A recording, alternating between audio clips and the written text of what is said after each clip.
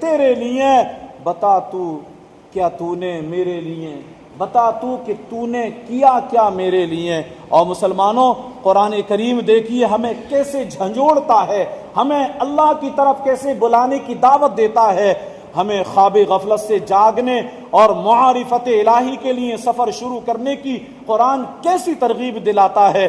آیات سنیے، اللہ پاک فرماتا ہے افلا ينظرون الى الابل كيف خلقت، اللہ کا قرآن کہتا ہے تو کیا وہ اونٹ کو نہیں دیکھتے کہ کیسا بنایا گیا؟ دیکھیے جھنجھوڑا جا رہا ہے، اونٹ پر غور کیوں نہیں کرتے؟ اس کی خلقت کو سمجھو، اس کے بارے میں سائنسی تحقیقات کر کے قدرت کی کاریگری کو دیکھو۔ یہ صرف سواری نہیں ہے، معرفت حاصل کرنے کا ذریعہ ہے، مگر اس ذریعے معرفت سے ہم کیا اختیار کرتے ہیں، کیا سیکھتے ہیں، اس سے ہم سبق کیا لیتے ہیں؟ ساحل سمندر پر گھومنے جائیں، اونٹ کا جھولا لیتے ہیں، اونٹ کی سواری لیتے ہیں، واپس آ جاتے ہیں۔ آج جو معرفت حاصل کرنے کا ذریعہ تھا، ہم نے اسے محض سیر و تفریح کا سامان بنا لیا۔ آگے اللہ پاک فرماتا ہے وَإِلَى السَّمَاءِ كَيْفَ رُفِعَتْ، اور آسمان کو کیسا اونچا کیا گیا ہے۔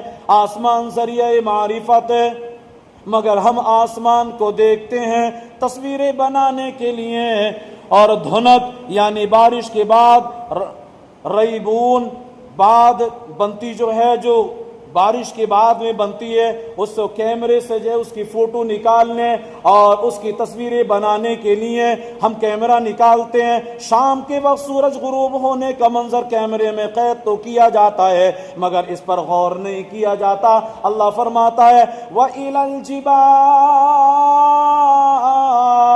كَيْفَ نُصِبَتْ، اور پہاڑوں کو کیسے قائم کیا گیا۔ ہمارے ہاں پہاڑی علاقوں کے سفر تو ہوتے ہیں، مگر پہاڑوں کو دیکھ کر قدرت خداوندی پر غور کرنے کے لیے نہیں، بلکہ سیر و تفریح کرنے کے لیے۔ وَإِلَى الْأَرْضِ كَيْفَ سُطِحَتْ، اور زمین کو کیسے بچھائی گئی ہے، زمین کو کیسا بچھایا گیا۔ افسوس ہماری ساری زندگی زمین خریدنے یا اس کے جھگڑوں ہی میں کٹ جاتی ہے، حالانکہ یہ زمین معرفت الہی کا ذریعہ ہے، اللہ کو پہچاننے کا ذریعہ ہے، اللہ تک پہنچنے کا ذریعہ ہے۔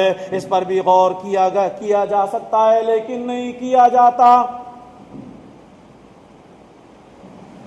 ہر جگہ دیکھیے آپ پراپرٹی حاصل کرنے، زیادہ پراپرٹی کا مالک بننے کی کوششیں ہوتی ہیں، کاروبار بڑھ جائے اس کی کوششیں ہوتی ہیں، گھومنے جاتے ہیں تو صرف نظارہ، اور پھر اس نظارے کو موبائل کے کیمرے میں قید کرنے کی ہمارے ذہن کے اندر تدبیریں آتی ہیں، سوچیں آتی ہیں، لیکن وہاں سے ہم معرفت الہی کا کوئی بھی نقطہ نظر نہیں ڈالتے، نہیں سوچتے ذرا بھی کہ یہ پہاڑ یہ بھی اللہ کی پہچان ہی کا ایک ذریعہ ہے۔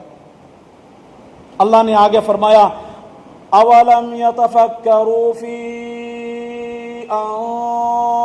انفسہم، کیا انہوں نے اپنے دلوں میں غور و فکر نہیں کیا؟ یعنی یہ لوگوں اپنے دلوں میں غور و فکر کا جذبہ کیوں نہیں ابھارتے؟ ان دلوں کو غفلت سے نکال کر غور و فکر کی عادت کیوں نہیں اپنا لیتے؟ کائنات بنا دی گئی، عقل تمہیں دے دی گئی، قرآن اتار دیا گیا، رسول بھیج دیے گئے، اب غور و فکر کی عادت تم اپناؤ، ایک ایک چیز میں غور و فکر کر کے اللہ پاک کی معرفت کے زینے چڑھتے چلے جاؤ۔ اللہ پاک تمہیں اپنا ولی بنا لے گا، اللہ پاک تمہیں اپنا رفیق بنا لے گا، اور جب تم اس حد تک پہنچو گے، اس مقام تک پہنچو گے، پھر جو تم دعائیں مانگو کہ اللہ پاک تمہاری دعاؤں کو رد نہیں فرمائے گا، قبول فرمائے گا۔ یعنی یہ دنیا کے حسین مقامات، یہ رہنے کی جگہ، یہ سیر و تفریح کے لیے نہیں آئے، بلکہ یہ دنیا مقام پرورش آہ و نالہ ہے، یعنی ہم اللہ پاک کی معرفت حاصل کرنے کے لیے آئے ہیں، اس کے لیے کوشش کرتے رہنا ہے۔ اس کام کے لیے ہم اس دنیا میں آئے، خلاصہ کلام یہ کہ ہم اس دنیا میں آئے ہیں اللہ پاک کی معرفت حاصل کرنے کے لیے، اس کی بندگی کرنا سیکھنے کے لیے۔ حدیث پاک میں پیارے آقا امام الانبیاء محبوب کبریا جناب محمد الرسول اللہ صلی اللہ علیہ وسلم نے ارشاد فرمایا ان دعامت البیت اساس، بے شک گھر کی مضبوطی اس کی بنیاد میں ہوتی ہے۔ بڑی توجہ کی بات ہے، غور و فکر کی بات ہے۔ مثال دیکھیے کتنی زبردست، اللہ کے رسول نے مثال بھی دی اپنی امتیوں کو، تو کتنی زبردست مثال دی، اور عام فہم میں اس کو ہر ایک سمجھ سکتا ہے، پڑھا ہوا ان پڑھ ہر ایک کی سمجھ میں آ سکتی ہے وہ مثال۔ اور مثال کیا ہے کہ دیواریں اتنی مضبوط، جتنی مضبوط ہوں گی تو گھر بھی اتنا ہی مضبوط ہوگا، جتنی مضبوط دیواریں ہوں گی تو اسی کے حساب سے چھت اتنی ہی محفوظ ہوگی۔ تو فرمایا جس طرح گھر کی مضبوطی کا راز اس کی بنیاد میں ہے، اسی طرح اللہ کے رسول نے آگے فرمایا وَدِعَامَةُ الدِّينِ الْمَعْرِفَةُ بِاللَّهِ تَعَالَى وَالْيَقِينُ وَالْعَقْلُ الْقَامِعُ، دین کی مضبوطی تین چیزوں میں، بولو کتنی چیزوں میں بیان کی؟ اللہ کے رسول فرماتے ہیں دین کی مضبوطی تین چیزوں میں ہے۔ نمبر ایک اللہ پاک کی معرفت، نمبر دو یقین، نمبر تین رکاوٹ ڈالنے والی عقل۔ عرض کی گئی عقل قامع یعنی رکاوٹ ڈالنے والی عقل سے کیا مراد ہے؟ اس سے کیا مراد ہے؟ میرے نبی پاک صلی اللہ علیہ وسلم کے صحابہ کرام نے اللہ کے رسول کی بارگاہ میں عرض پیش کی یا رسول اللہ اس سے کیا مراد ہے؟